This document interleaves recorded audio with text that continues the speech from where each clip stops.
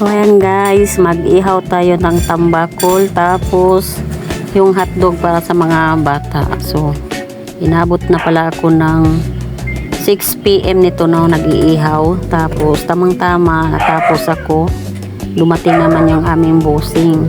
So umulan pala pero saglit lang kaya basa yung ating kapaligiran. So for today's video pala ay ito na nga, dumating na nga sila.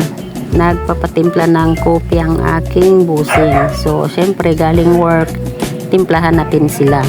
Kasi pag tuwing umuwi sila ng bahay guys, ay nagpapatimpla talaga sila ng kape. Parang nagmemorianda ba, ganon. Syempre, timplahan natin sila. Hindi naman pwedeng hindi natin din sila timplahan kasi sila yung naghanap buhay. So ayan, nasa mga 6 PM na to guys. Ayan, merienda pa sa kanila to. Pag umuwi kasi yan sila, hindi yan dumiritso, nakain talaga agad. Mag-coffee muna yan bago kakain yan. Mga ilang oras pa yan bago yan kumakain. So, habang nagkakape yan sila, syempre ako nagikisaw-saw din. Katatapos lang kasi ako mag-ihaw ng isda nga. Dahil syempre ulam ng hapunan guys. Ang aming mga cellphone pala nung isang gabi ay nasuspended. Lahat ng mga account namin dito sa bahay. So, nagsama-sama kaming suspended. Di ko alam kung anong nangyari. Di namin alam kasi wala rin naman nakalagay doon. Tapos, ito na nga, ngihingi naman ng verify na naman ulit, no? Ayan, ginawan ko siya para bumalik yung kanyang Facebook. So, bumalik din naman sa amin ng dalawa. Yung dalawa hindi pa bumalik. So, di ko nga alam kung anong nangyari noon. So ito na nga, maghapunan na tayo guys dahil ako ay magjo-duty na. Ito nakakarating lang yung aking bunso, galing school pa to. Masalubong talaga yung aming aso kapag may dumarating sa amin papasok sa loob. Ganyan yung aming aso. Oh. Mahal na mahal pa ng bunso ko yun. Tingnan nyo, kinakarga pa niya. Oh. Ayan. So ako, kumakain na kasi nga ako ay magjo-duty ngayong gabi. So, ayan, kararating lang yan. Pag magbihis pa yan, pagkatapos magbihis, mag-cellphone, kaya lalo silang matagalan sa kanilang hapunan. So, ito na nga, nakabihis na ako. Naghahanap na ako ng ID at lalabas na tayo ng bahay. So, dito lang naman kami sa aming malapit na lugar, guys. Ang aming dinudutihan. So, ayan. Tayo ay magsusuklay na para makalabas na tayo ng bahay guys, kay ito na sa mga 10 na need ko nang lumabas at nagchat na yung aming kasama na alis na daw kami. So sabi ko saglit magsusuklay lang ako ng buhok. Mabuti na lang good at hindi nagtuloy-tuloy ang ulan guys, naghinto din siya. Kaya kung umulan pa siya ng tuloy-tuloy ay wala din naman duty kasi tara na guys, labas na tayo kay ano na 10:15 na. So ayan, tingnan nyo ang aming mochi. Kung may lumalabas siya din, nag-ano din talaga yan siya. Tapos kinakausap ko siya na mamaya pagdating ko buksan mo ako ha, alam mo yung ganun.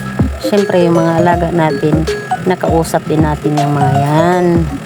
So ito, medyo may kadiliman na yung ating mga daanan dito no, pero lugar naman natin to, kaya sanay tayo at kabisado na natin kung saan tayo dumaan. So hindi naman nakakatakot dito at mga kapitbahay lang naman din ang aming dinadaanan. So dito tayo sa labas kay doon kami mag-posting. Tapos pala bumalik na kami dito kay Puro dahil tinawagan kami at kukunin daw yung aming pang-snack.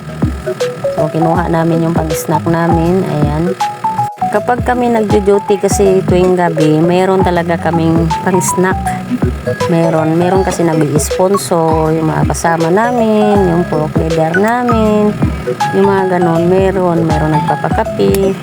Hindi rin kami nawawalan ng ganyan. Meron talaga din kami pakapi tuwing gabi.